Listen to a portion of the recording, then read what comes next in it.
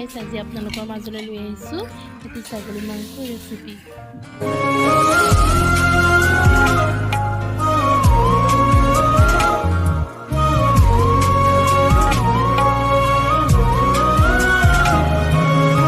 এয়া মই লৈছোঁ ডাঙৰকৈ কাটি লোৱা আলু, গৰম মছলা, জলকীয়া, তেজপাত, পিঁয়াজ, আদা নহৰু আৰু এয়া লং ইলাচি। এয়া মেৰিনেট কৰা মাংসখিনি ইয়াতে মই হালধি এড কৰি ৰাখিছিলোঁ, যদি দৰকাৰ হয় মই পাছত আকৌ দিম। এয়া সৰু সৰুকৈ কাটি লৈছোঁ পিঁয়াজখিনি আৰু গেছটো জ্বলাই লৈছোঁ এইখিনি সময়তে। আৰু গৰম হোৱালৈকে মই চালোঁ আৰু মিঠাই গুড়ি দি দিছোঁ আৰু কাটি লোৱা পিঁয়াজখিনি গৰম হোৱাৰ পাছত পিঁয়াজটো যিহেতু গৰম হয় পিঁয়াজখিনি দি দিলোঁ আৰু লগতে মই তেজপাত আৰু লং ইলাচি গুচাই দি দিম।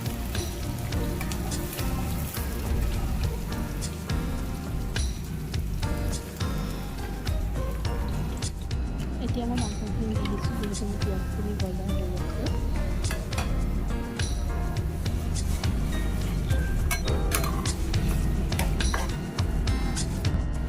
নিমখটো দি দিছোঁ, নিমখ আপুনি নিজৰ আন্দাজমতে দিব পাৰিব। এতিয়া মই আদা নহৰুখিনি আৰু পিঁয়াজ দি দিছিলোঁ, সেয়া মই মিক্সিত দি গুড়ি কৰি ল'ম আৰু মিক্সিত দিব সময়ত আপুনি পানী অকণমান দি ল'ব, কিয়নো গুড়ি হোৱাত তেতিয়া সুবিধা হয়।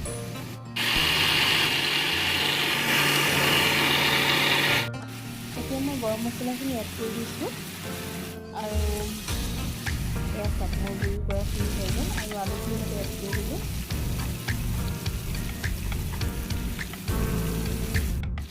এতিয়া মই ঢাকন দি দিম 5 মিনিটমানৰ কাৰণে আৰু গেছটো মই ল' ফ্লেমত ৰাখিম। এতিয়া লক্ষ্য কৰিছেনে?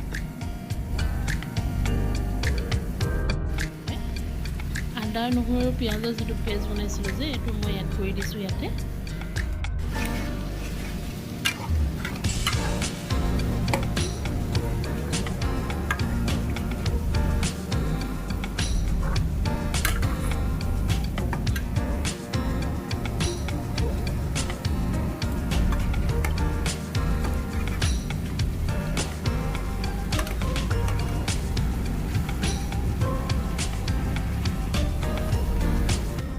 পাঁচ মিনিট হোৱাৰ পিছত মই ইয়াতে অকণমান কালাৰৰ কাৰণে ৰেড চিলি এড কৰি দিম।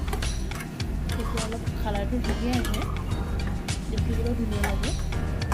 সকলোখিনি দিয়াৰ পাছত মই এতিয়া মাংসখিনি এটা প্ৰেছাৰ কুকাৰত দিম। প্ৰেছাৰ কুকাৰত দিলে কিয়নো মাংসখিনি ভালদৰে সিজে আৰু খাবলৈও সোৱাদ হয়। আৰু লগতে মই এতিয়া পানী অকণমানো দিম, ইয়াতে গৰম পানী দিব, তেতিয়া ভাল আৰু।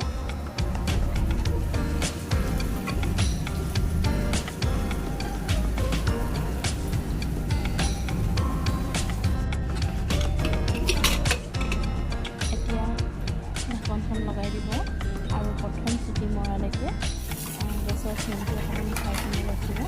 লগতে মই ভাজি যিখিনি কাঁহী বাতি বাচনখিনি ৰাখিছিলে সেইখিনি মই ধুই লওঁ। এখন হাতে কেমেৰা লৈছোঁ, লগতে এখন হাতে ধুই আছোঁ, আগত ভাঙি ৰাখিছিলোঁ। এতিয়া মই গেছৰ ফ্লেমটো অকণমান কমাই ৰাখিলোঁ। বাকী দুই তিনিটা চিটি মৰাৰ পাছত মোৰ মাংস হ'ল ৰেডি। গেছটো মই অফ কৰি দিম। চাওকচোন মাংসখিনি ইমান ধুনীয়া লাগিছে দেখিবলৈ। কেমেৰাটোতো আপোনালোকে ধৰিব নোৱাৰিব, কিন্তু খাই বহুত ভাল লাগিলে। আৰু মাংস বনাইছোঁ, টেষ্ট নকৰিম এইটোতো হ'বই নোৱাৰে। এতিয়া টাইম ফৰ টেষ্টিং। চাই থকা আগলৈ ভিডিঅ'টো। খাবলৈ কেনেকুৱা মজা আছেনে? ভাল আছে?